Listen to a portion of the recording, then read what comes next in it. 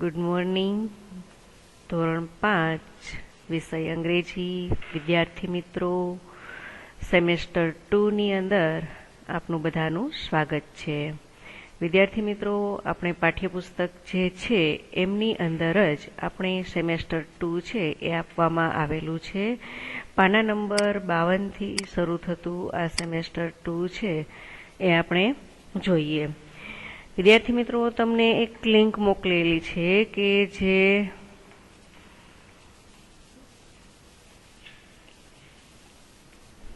આપણા હેલ્પર્સના નામ છે એ તમને આપવામાં આવેલા છે. તો એના આધારે આપણે હવે સેમેસ્ટર 2ની અંદર આપણું ફર્સ્ટ ચેપ્ટર છે તે જોઈએ. ફર્સ્ટ ચેપ્ટરની અંદર આપણને આપવામાં આવેલું છે ટ્રાવેલ ટાઈમ. વિદ્યાર્થી મિત્રો, ટ્રાવેલ એટલે કે મુસાફરી કરવી અને ટાઈમ એટલે કે સમય. આપણે ક્યારેય પણ મુસાફરી કરી રહ્યા હોય તો એનો સમય આપણે કેવી રીતે વિતાવીએ છીએ. સામાન્ય રીતે બાળકો છો તો તમે કોઈ પણ ગાડીમાં અથવા તો બસમાં બેઠેલા હોય ત્યારે તમે કંઈક ને કંઈક ગણગણતા હો છો, કંઈક ગીત ગાતા હો છો. પ્રોપરલી ગીત આવડતું હોય તો પણ ભલે, ના આવડતું હોય તો ભલે, પરંતુ આપણને ગાવાનો આનંદ થાય છે.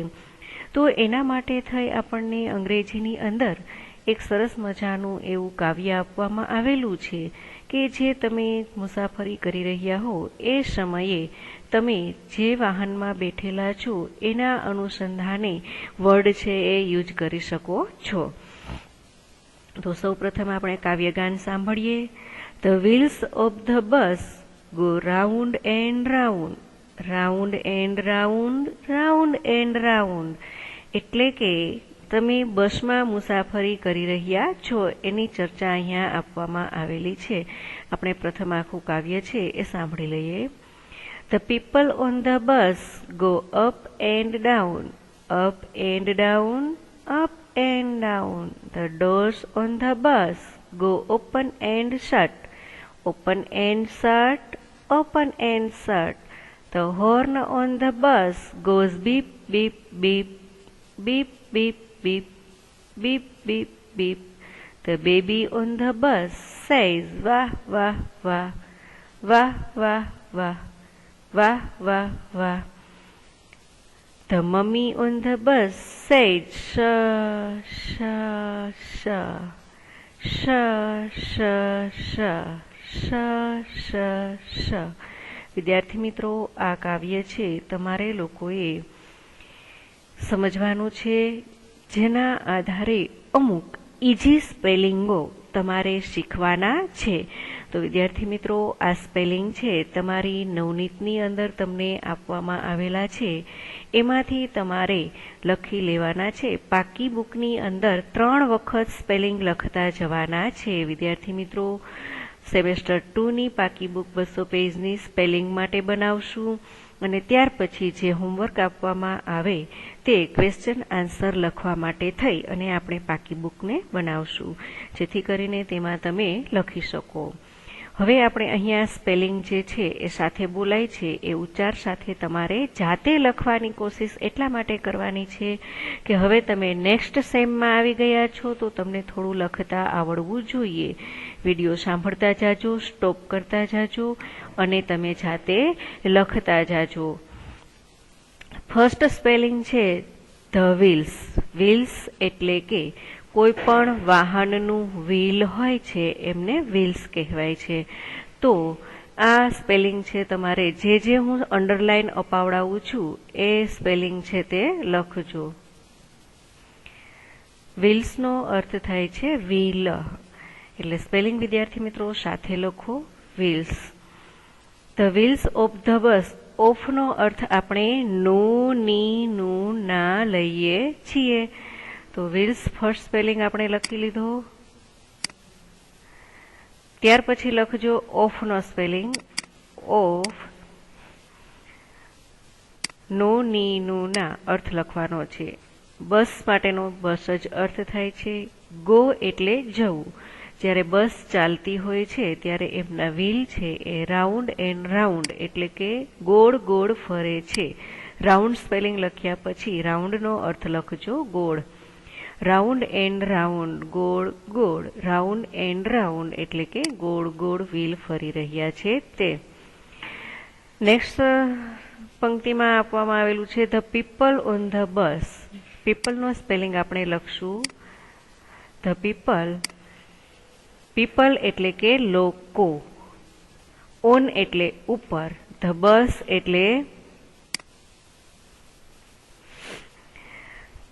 એટલે કે બસમાં, ગો એટલે જવું, અપ એન્ડ ડાઉન. અપનો સ્પેલિંગ લખશો ઉપર, એન્ડ ડાઉન એટલે કે નીચે. જ્યારે બસમાં જતા હોઈએ છે ત્યારે લોકો છે બસમાં ઉપર નીચે ચડતા ઉતરતા હોય છે એટલે up and down, up and down. એના માટે થઈને આપણે આપીએ અપ એન્ડ ડાઉન એટલે કે ચડવું અને ઉતરવું અથવા તો ઉપર અને નીચે બંને અર્થ છે આપીએ છીએ. માત્ર બસ માટે થઈ આપણે ચડવું ઉતરવું લેશું, બાકી અપનો અર્થ તો ઉપર જ રહેશે, ડાઉન એટલે કે નીચે. The doors on the bus. The doors on the બસ એટલે કે બસનો દરવાજો. જ્યારે આપણે બસમાં બેઠેલા હોઈએ છીએ, ઓન ધ બસ બસમાં ઉપર હોઈએ છીએ ત્યારે બસનો દરવાજો છે ઓપન એન્ડ શટ. ઓપન એટલે કે ખુલે છે, એન્ડ શટ એટલે કે બંધ થાય છે. Open and shut. ઓપનનો અર્થ લખજો ઓપન ખુલવું. ત્યાર પછી શટનો સ્પેલિંગ લખો, શકોરાનો શ લખજો, શટ એટલે કે બંધ થવું. Open and shut, open and shut ખુલે છે અને બંધ થાય છે, ખુલે છે અને બંધ થાય છે. The horn on the bus goes beep beep beep એટલે કે હોર્ન એટલે બસમાં રહેલું હોર્ન. જે બસ આગળ જતી હોય છે ત્યારે બાજુના વાહનોને સંકેત આપવા માટે થઈ પોતે જે મ્યુઝિક વગાડે છે એને હોર્ન કહેવામાં આવે છે. તો બસનો હોર્નનો અવાજ કેવો છે? બીપ બીપ બીપ એટલે બસના અવાજનો અર્થ છે.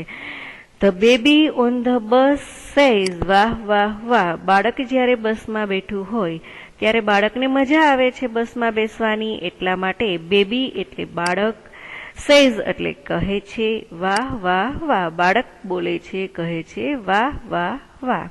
The mummy on the bus says શ શ શ એટલે કે મમ્મી જ્યારે બાળકની સાથે બસમાં હોય છે ત્યારે બાળકને ચૂપ કરાવવા માટે થઈ અને બસ ચાલતી થાય છે એનો અવાજ બતાવવા માટે થઈ અને બોલે છે શ એટલે કે બસ છે સરળ કરતી ચાલતી જાય છે.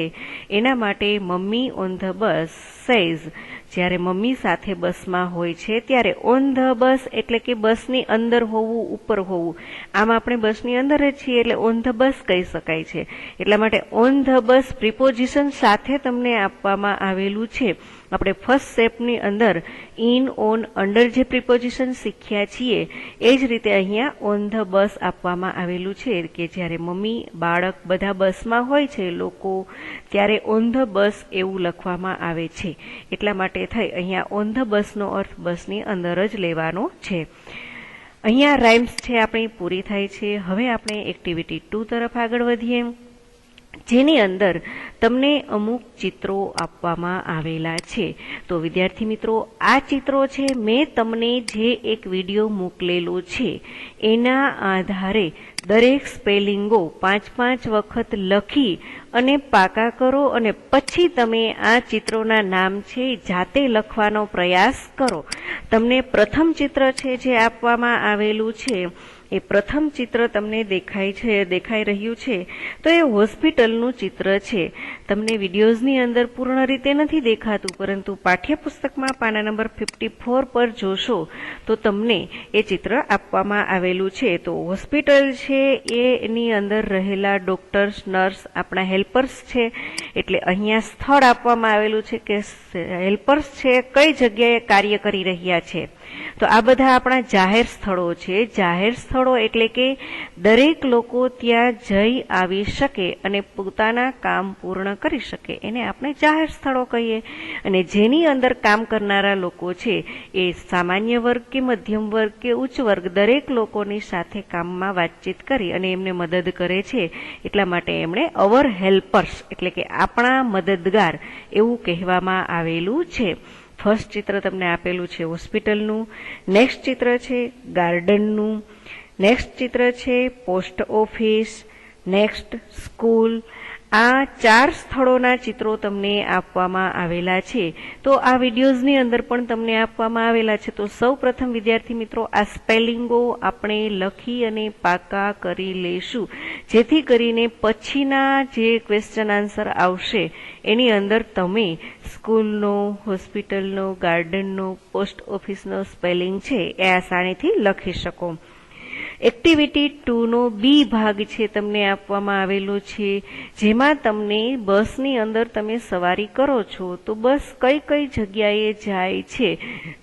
સામાન્ય રીતે બાળકો ક્યાંય પણ બસમાં બેઠેલા હોય પછી તમે તમારા ફ્રેન્ડની સાથે વાતચીત કરતા હોય તો બોલો કે બસમાં અમે પહેલા અહીંયા ગયા, પછી ત્યાં ગયા, પછી ત્યાં ગયા, એવી જે વાતચીત કરતા હોય એવું અહીંયા પાઠ્યપુસ્તકના પેજ ઉપર તમને રસ્તો ડ્રો કરીને આપેલો છે. એના આધારે તમે કહો કે સૌ પ્રથમ તમે ક્યાંથી શરૂઆત કરી? તો આપણે શરૂઆત કરી છે હોસ્પિટલથી.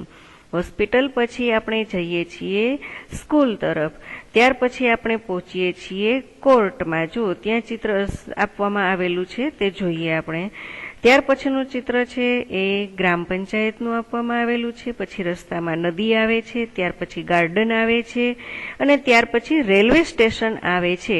આટલા ચિત્રો છે તમને બતાવવામાં આવેલા છે. તો આમના સેન્ટેન્સો બનાવવા માટે થઈ અને હું તમને એક્ટિવિટી 2 નો સી ભાગ બતાવું તો એની અંદર તમે શીખી શકશો કે કેવી રીતે છે તમે તમારા કોઈ પણ જાહેર સ્થળોના વાક્યો છે એ બનાવી શકો. તો એના માટે તમને એ અને બી વિભાગ આપવામાં આવેલો છે. તો વિદ્યાર્થી મિત્રો આપણે જોઈએ, એ વિભાગમાં આપેલો છે અ પોસ્ટમેન ઇઝ. હવે આપણે શું કરવાનું છે? તો પોસ્ટમેન છે એ ક્યાં હોય એમનું સ્થળનું નામ સામે આપેલું છે. વ્યવસાયકાર એટલે કે પોસ્ટમેન છે એક વ્યવસાય છે એમનો, એટલે પોસ્ટમેન વ્યવસાયકાર કહેવાય. અને જે વ્યવસાય જે સ્થળે થતો હોય એનું સ્થળ આપણે જોવું હોય તો at the post office. A postman is at the post office. એ રીતે સેન્ટેન્સ એમનું બનશે. A farmer is at the farmer. A policeman is at the police station. જોજો વિદ્યાર્થી મિત્રો સેન્ટેન્સ લાસ્ટ વાળું લેવાનું છે બી વિભાગમાંથી. A doctor is at the hospital. A teacher is at the school. આ રીતે સેન્ટેન્સ છે બનાવતા શીખો એટલે તમે કોઈ પણ સ્થળ વિશે 5 વાક્યો લખતા શીખી જશો. હવે આપણે એક્ટિવિટી 2 નો ડી વિભાગ જોઈએ, જેની અંદર વિદ્યાર્થી મિત્રો તમને એક એક પેરેગ્રાફ આપવામાં આવેલો છે. તો એ પેરેગ્રાફ છે તમારે અત્યારે હું તમને ચલાવી દેતી નથી, આપણે નેક્સ્ટ લેક્ચરની અંદર એ વધારે શીખીશું.